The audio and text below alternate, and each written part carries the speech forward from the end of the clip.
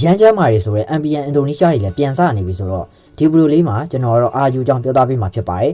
အာဂျူအနေနဲ့ပထမဆုံးပွဲစဉ်တစ်ခုကိုနာဘီနဲ့စော်ကစားခဲ့ရတာဖြစ်ပြီးတော့သူ့အနေနဲ့ကတော့ ACC နဲ့ပဲတိုးစီဆိုရဲရလက်နဲ့ပဲပြပြသားသားအနိုင်ရရှိခဲ့တယ်ဒုတိယပွဲစဉ်တစ်ခုမှာလည်းအိုးနစ်နဲ့စော်ကစားခဲ့ရတာဖြစ်ပြီးတော့အစင်လာကြီးမားတဲ့ဒီပွဲစဉ်ဟာဆိုလို့ရှိရင်အာဂျူအနေနဲ့တိုးစီနဲ့ပဲအနိုင်ရရှိခဲ့ပြန်ပါတယ်အားလုံးပဲမင်္ဂလာပါ AMD Game Shop နဲ့ကြိုဆိုလိုက်ပါတယ်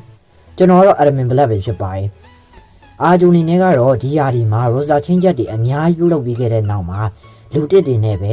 ဒီ roster မှာအများကြီးလူတစ်တွေပဲကြံရှိခဲ့လူဟောင်းတွေကတော့မကြံတော့ဘူးပေါ့ဆိုတော့အာဂျူမှာအရင်တော့က legendary player တွေဖြစ်တဲ့ဇင်းတို့လီမွန်တို့စကိုင်းလာပါမရှိတော့တဲ့အပြင် Epic ကလည်း e-ball မှာတောက်ပနေပြီဆိုတော့အာဂျူကလူဟောင်းတွေမရှိတော့ဘူးလူဟောင်းတွေမရှိတော့တဲ့အာဂျူကရင်ပတ်အပေါက်နဲ့လူတစ်ယောက်လိုပဲအရန်ကြေခွဲရပါတယ်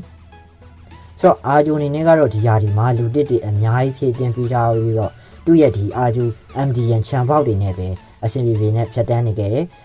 ဥမာစကိုင်းလာတို့စကိုင်းလာတော့မဟုတ်ဘူးပေါ့လေဒီ Win တို့ Twine တို့အဲ့လိုမျိုး player တွေနဲ့အဆင်ပြေပြေပဲ easy လေးပဲသူ့အနေနဲ့ကတော့စက်ပြီးတော့သွားနေရ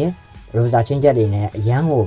တစ်ခုပြန်လဲပြီးတော့ထူထောင်နေခဲ့တဲ့အချိန်မှာတော်တော်လေးကိုပြီးပြေဆုံးတဲ့ line တစ်ခုကိုရရှိခဲ့ပြီလို့ပြောလို့ရတယ်ညူရီပွန်းတစ်ခုကိုချပြလာတဲ့အာဂျူအနေနဲ့ကတော့တည်င်းလုံးက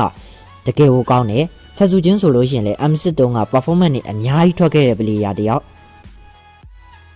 အာဂျူကသူ့ရဲ့ဒီ MDN မှာရှိတဲ့အာဂျူစီနာကနေပဲခြံပေါက်တွေခေါ်ယူပြီးတော့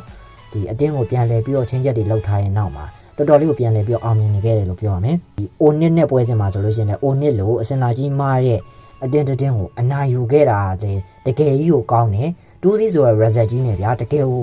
ချီကျူးဖို့ကောင်းလောက်အောင်ဒီ MDN လူငယ်လေးတွေရဲ့လက်စွမ်းကတကယ်ကိုစောက်ရမ်းကြီးကိုမိုက်ပါတယ်အားရစရာကောင်းတဲ့ roster change တစ်ခုနဲ့ပဲအာဂျူကတကယ်အမှန်ကန်နေလောက်ပြလိုက်မယ် final ကိုမဟုတ်တော့ဆိုတာတက်ကြည့်ပြမယ်လို့ယုံကြည်တယ်အာဂျူစောက်ရမ်းကျန်းနေတဲ့အချက်က